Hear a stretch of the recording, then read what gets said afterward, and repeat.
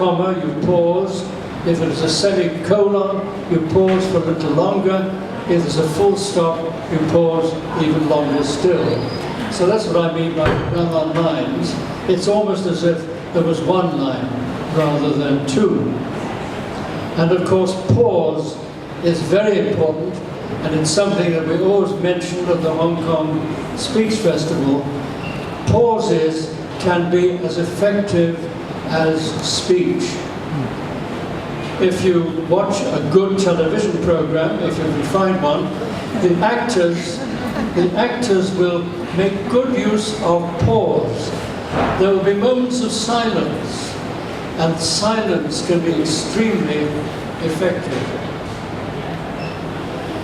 Well, taken as a whole, I believe that this 5-book series, Poems to Enjoy, is suitable for all students, and it will be of interest also to teachers and parents. As I've said, the books include audio recordings of all the poems. They contain useful notes, and they contain a teaching guide. The Poems to Enjoy series is one that teachers preparing for the annual Hong Kong Speech Festival should find useful. You may be interested to know, you may be interested in this point, that the Hong Kong Schools Music and Speech Association was established by the Music Inspectorate of the Hong Kong Government's Education Department in November 1940. That is 13 months before the Japanese invasion of Hong Kong and the occupation of Hong Kong. The timing was unfortunate, since the association had to wait until the liberation of Hong Kong in 1945, and then for a further 3 years before it could launch its first music festival in 1949. However, a start had been made, and there was sufficient interest in educational circles and in the community at large to justify the organization of a second music festival in 1950. In 1951, the association expanded the music festival to include English language elocution lessons. And in 1952... What are elocutions? Elocution. Speaking. Oh, speaking. It's a posh word for speaking. Oh. If you wanted to improve your speech, you went to a teacher who taught elocution. Or eloquence, something akin eloquence. People who studied elocution spoke each word very, very carefully. They spoke each word very carefully if you were studying elocution. So it's taken seriously, and the association expanded this music festival in elocution, and in 1952 they introduced classes for singing in Chinese. Well, today, as I'm sure you know, you may have suffered yourselves, the association promotes Chinese and Western music, and also speech activities in both Chinese, Cantonese and Putonghua, and English.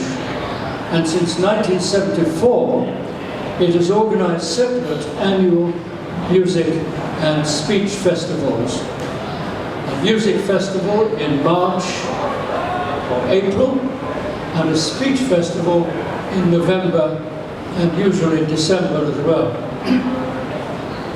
The association is an affiliated member of the British Federation of Festivals for Music, Dance and Speech. And in this capacity, it has joined with 300 festivals across the United Kingdom and affiliated festivals in Australia, Bermuda, Canada, Ireland, New Zealand, Sri Lanka, Zambia, and even Zimbabwe. For the first few years, local teachers of music and oral English functioned as adjudicators at the music and speech festivals. In 1954, an external adjudicator was appointed to assess music performances, and some famous musicians were brought to Hong Kong.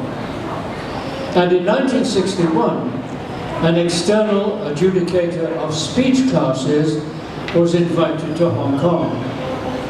Well, since those early days, many distinguished scholars and practitioners have visited Hong Kong to adjudicate at music and speech festivals. These have included, you may not have heard of them, but they were quite famous in their day, such luminaries as Sir Thomas Armstrong, Isabel Bailey, a wonderful contralto singer, Auntie Hopkins, whom I went to school with for music, and Geoffrey Crump, who was quite famous in the business of learning and teaching and speaking in English. Christabel Burniston, who has published many books about public speaking, and John Holgate, who founded a professional organization for teachers of speech.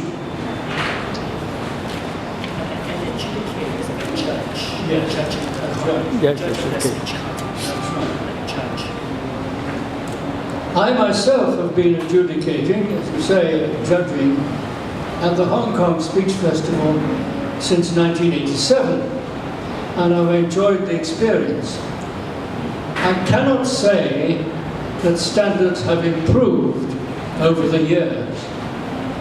Neither can I say that standards have deteriorated over the years. In order to speak confidently about that, it would be necessary for a controlled study to be made in the proper social science manner. So I don't know whether standards have improved, I don't know whether they have not improved. People say to me, do you think standards are better this year? And I say, I really don't know, because I don't have anything to measure it by. What I can report is that the number of entries has increased tremendously year by year since the festivals began. So they must be doing something right. There is certainly no lack of interest among parents, and I'm pleased to say the same applies to the adjudicators I've met over the years. What do these adjudicators, these people, what do they look for? Well, to summarize, I know they like the pronunciation of the words in a poem to be accurate. If you can't pronounce the words, don't enter the competition. Get your teacher, or your mother, or your father, or your sister, or your brother to teach you how to pronounce the words. Most students do very well. They have studied beforehand. I know also that the adjudicators like a passage of prose to be spoken accurately. They like the enunciation to be clear and crisp. Clear and crisp. They like phrasing to be suited to the poem or passage. And they like the run-on lines to which I've just referred, and the rhyme schemes to be sensibly observed. The examiners are always delighted to listen to voices that are natural, that are agreeable, that are correctly produced, and well modulated. In other words, they like to listen to pleasant voices. They don't like to listen to harsh voices. They like pleasant voices. They do not disapprove of gestures, but gestures should be used sparingly, and they should be related to the text. Sometimes we see little boys and little girls gesturing, and this has nothing to do with the text. If it's intended to emphasize a point in the text, then that's quite acceptable. So tailor these to the text. And of course, the emphasis should really be on the speech. It's a speech festival rather than on movements of the body. The students will not be examined on their ability to make gestures, they will be examined on their ability to speak effectively. Finally, as I've said, it's very important that pauses should be observed where appropriate.